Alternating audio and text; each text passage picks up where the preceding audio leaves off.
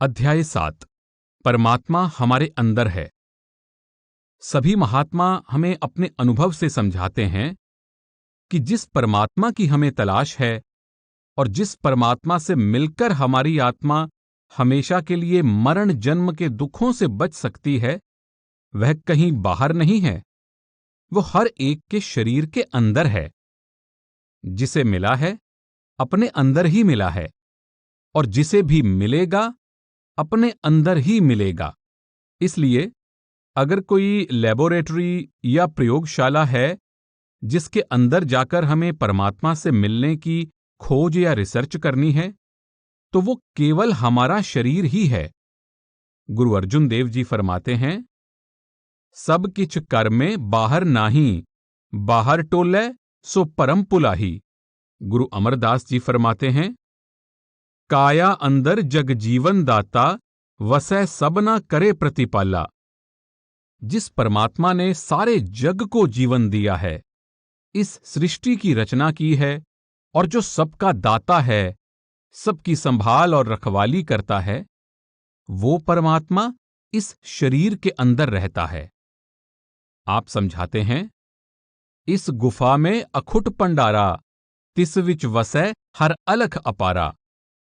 हमारा ये शरीर केवल आत्मा के रहने की ही गुफा नहीं है, वो परमात्मा भी जो अलख और अगम है, इस गुफा यानी शरीर के अंदर ही है। फिर एक और स्थान पर आप फरमाते हैं, काया अंदर आपे वसै, अलख न लखिया जाई, मनमुख मुगद बूझे नाही, बाहर पालन जाई। वो परमात्मा खुद हमारे शरीर के अंदर बैठा हुआ है। हम उसे बाहरी आंखों के द्वारा बाहर ढूंढने की कोशिश करते हैं। वो हमें कैसे नजर आ सकता है? हम मनमुख हैं, मुगद और गवार हैं। जो चीज हमारे घर के अंदर है, हम उसे बाहर ढूंढ रहे हैं। कबीर साहब का भी यही अनुभव है। जा कारण जग ढूंढिया, सो तो घट ही माहें, पर्दा दिया भरम का, तातें सूझै नाहें। ज्यों तिल माहे तेल है, ज्यों चकमक में आग, तेरा साईं तुझ में जाग सके तो जाग। ज्यों नैनन में पूतरी, यों खालिक घट माहें, मूरख लोग ना जानहीं, बाहर ढूंढन जाहें।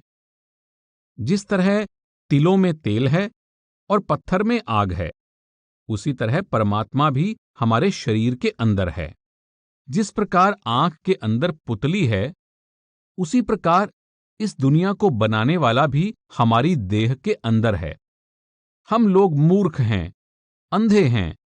उसे अपने शरीर के अंदर तो ढूंढते नहीं, बाहर तलाश करने की कोशिश करते हैं। जिसकी खोज के लिए हम जंगलों पहाड़ों में भटकते फिरते हैं, जिसे हम मंदिरों मस्जिदों में ढूंढते फिरते हैं, वो हमारे शरीर के ही अंदर है। हमारे और मालिक के दरमियान भ्रम का पर्दा है, इसलिए वो हमें दिखाई नहीं देता। इसी प्रकार महात्मा चरणदास जी का अनुभव है, दूध मध्य ज्यों घीव है, मेहंदी माही रंग, जतन बिना निकसै नहीं, चरण दास सो ढंग। जो जाने या भेद कूं, और करे परबेस, सो अविनाशी होत है, छूटै सकल कलेस। इसी प्रकार तुलसी साहब, जो उत्तर प्रदेश में दक्षिणी बाबा के नाम से बड़े प्रसिद्ध महात्मा हुए हैं, अपनी वाणी में कहते हैं, क्यों भटकता फिर रहा तू ए तलाशे यार में, रास्ता शाह रग में है दिलवर पै जाने के लिए। क्यों उस परमात्मा की तलाश में बाहर भटकते फिर रहे हो? परमात्मा हर एक के अंदर है, और अपने तक पहुंचने का रास्ता भी परमात्मा ने हर एक के अंदर ही रखा है। ईसा मसीह ने भी बाइबल में यही समझाया है, खुदा की बादशाहत तेरे अंदर है। पलटू साहब का भी यही अनुभव है, साहिब साहिब क्या करे, साहिब तेरे पास। वो परमात्मा तो 24 घंटे तुम्हारे साथ तुम्हारे अंदर है, फिर तुम बाहर किसे दिन रात ढूंढते फिर रहे हो? गुरु अमरदास जी फरमाते हैं, सदा हुजूर दूर ना जानो, गुर सबदी हर अंतर पछाण हो। इसी तरह दादू साहब फरमाते हैं, जीव न जाने राम को, राम जीव से पास। गुर के शब्दों बाहिरा, ताथें फिरे उदास। दूर कहें ते दूर हैं, राम रहया भरपूर। नैनहू बिन सूझै नहीं, ताथें रब कति दूर। कोई दौड़े द्वारिका, कोई काशी जाहे। कोई मथुरा कौ चलै, साहिब घट ही माहें।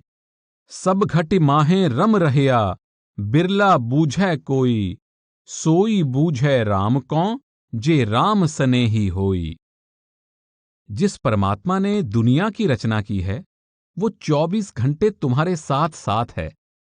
लेकिन हम दुनिया के जीव अपनी देह के अंदर जाकर कभी परमात्मा की खोज करने की कोशिश नहीं करते।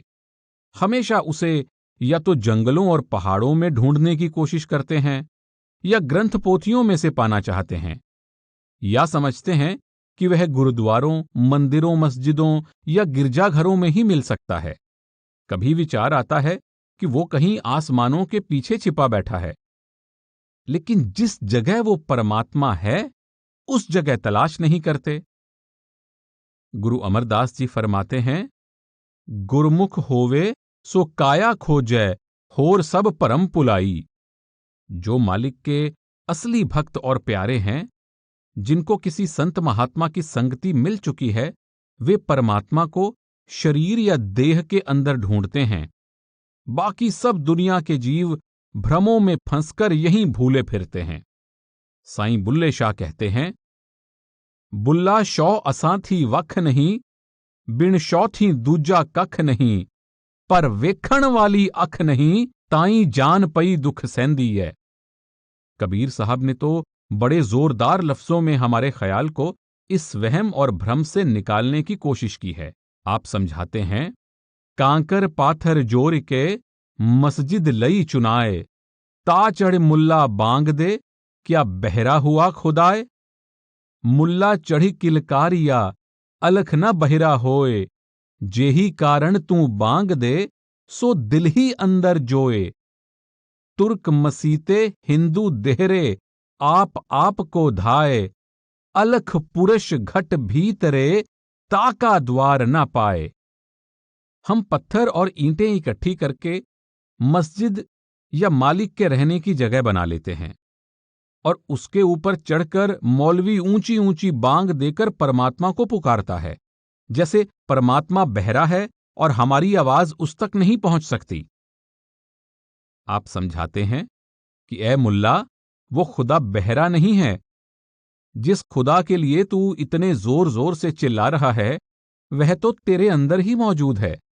मुसलमान उस खुदा को मस्जिद के अंदर ढूंढ रहे हैं, हिंदू मंदिरों में उस परमात्मा की तलाश कर रहे हैं, सिख और ईसाई गुरुद्वारों और गिरजों में जाकर खोज कर रहे हैं। लेकिन वह अलग पुरुष तो उनके शरीर के अंदर ही है और अंदर ही मिलेगा। इसी प्रकार तुलसी साहब समझाते हैं, नकली मंदिर मस्जिदों में जाए सद अफसोस है। कुदरती मस्जिद का साकिन दुख उठाने के लिए। साईं बुल्ले शाह खुलकर कहते हैं, पठ नमाज़ां ते चिक्कड़ रोजे, कलमे ते फिर गई सियाही। बुल्ले शाह शौ अंदरों मिलया, पुल्ली फिरे लोकाई। फिर फरमाया है, वेद कुराना पढ़ पढ़ थके, सजदे करदियां कस गए मत्थे। ना रब तीरथ ना रब मक्के, जिस पाया तिस नूर अनवार। हमने परमात्मा के रहने के लिए जो स्थान बनाए हैं, कितना अफसोस है कि हम उन स्थानों में जाकर दिन रात उस परमात्मा को खोज रहे हैं, और जिस मस्जिद यानी शरीर के अंदर वो परमात्मा रहता है, वो शरीर उस मालिक की याद में दिन रात दुख उठा रहा है। अगर कोई सच्चे से सच्चा गुरुद्वारा, मंदिर, मस्जिद या गिरजा है, वो केवल हमारा अपना शरीर है। ये जगह परमात्मा ने अपने रहने के लिए खुद बनाई है, और इसके अंदर वो खुद रहता है। कबीर साहब फरमाते हैं, सब घट पूरन पूर रहा है, आदि पुरुष निर्बानी।